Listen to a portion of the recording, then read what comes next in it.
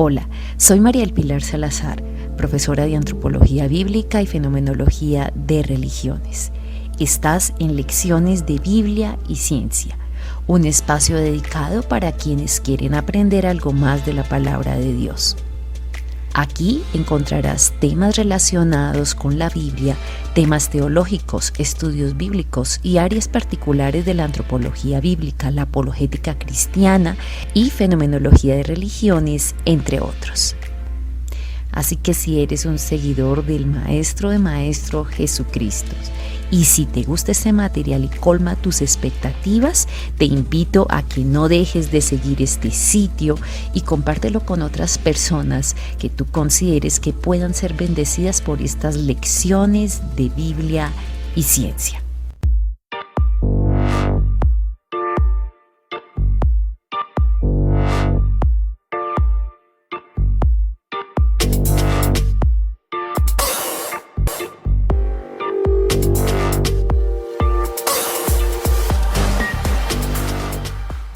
¿Qué son las configuraciones del misterio? Son diversas representaciones de la realidad misteriosa, elaboradas y utilizadas por el hombre a lo largo de la historia. Seguiremos viendo el monismo o panteísmo en la versión del derivado del hinduismo conocida como budismo.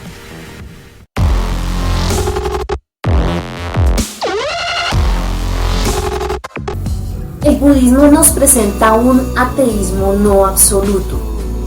Aquí, ¿qué es lo que pasa? Hay un sistemático silencio sobre él y ausencia de toda representación de ese Dios como la única mediación respetuosa de la absoluta trascendencia. No se habla. No existe un budismo, sino varias escuelas o familias religiosas que se refieren al Buda.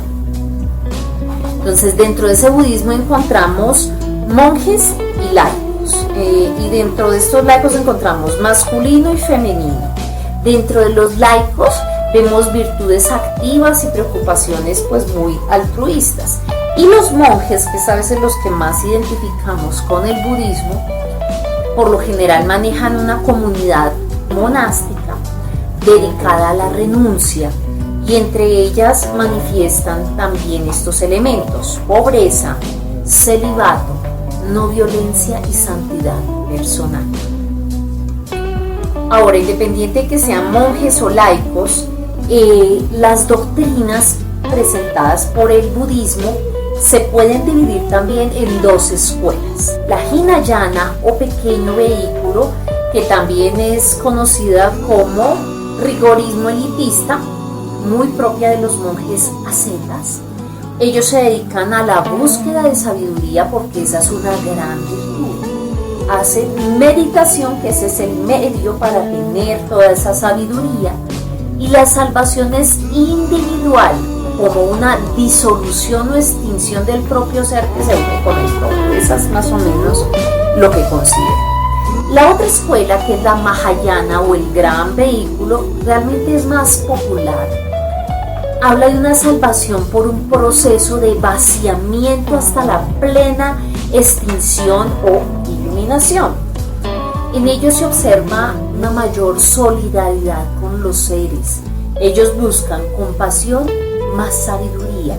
Esa es su gran virtud.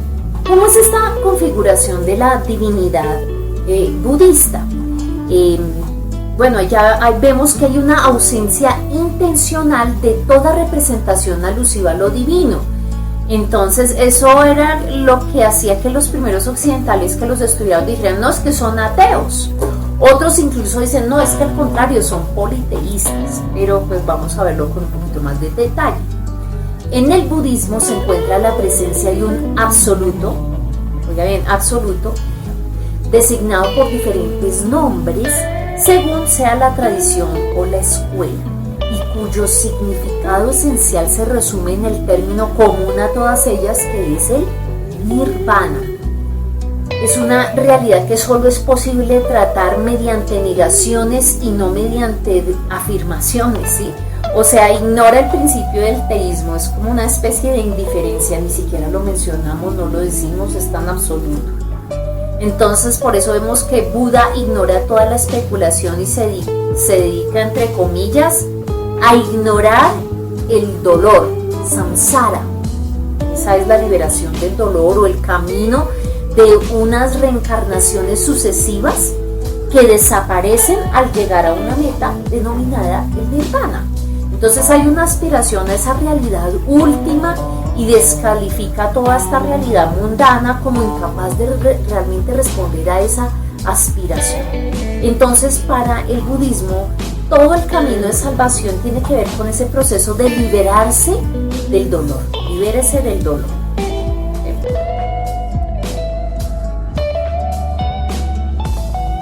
Las 4 nobles verdades del budismo tienen que ver con el dolor. Primero, la universalidad del dolor.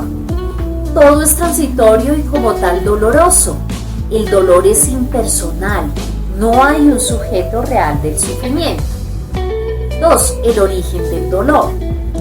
El dolor es fruto de un acto y tiene por origen la sed o el deseo. Entonces hay que hacer una supresión. Entonces el tercer punto es la supresión del dolor, esa realidad última. Entonces es la supresión del deseo para llegar al nirvana. El fin del dolor es allí y la existencia dolorosa solo se da suprimiendo ese dolor, haciendo esa supresión. La salida del orden de lo condicionado lo lleva también al nirvana. ¿Cuál es la vía? La vía que conduce a toda esta liberación es el octuple camino que llamó Buda y que incluye estos caminos rectos, ¿no? Entonces, recta visión, recta intención, recto discurso, recta conducta, rectos medios de subsistencia, recto esfuerzo, recta memoria y la recta concentración. Tiene que ver con todo esto. Entonces, cuando esa sabiduría se realiza, se obtiene el nirvana, que es la única palabra realmente que puede expresar lo trascendente y tiene que ver con lograr un punto en el que el silencio es la más sublime oración que el budista o el budismo admite. Ese es el silencio. El absoluto silencio es su máximo.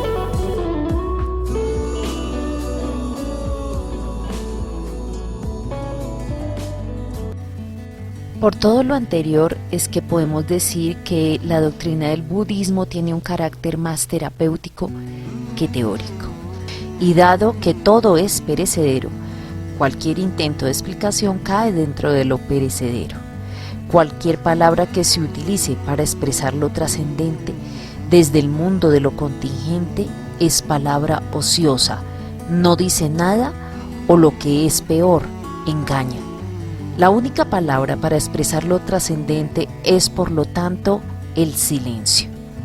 Paradójicamente, para Buda, la ausencia de Dios y el silencio son el mejor testimonio o el único posible de su presencia. El silencio sería la más sublime y la única oración que el budismo admite.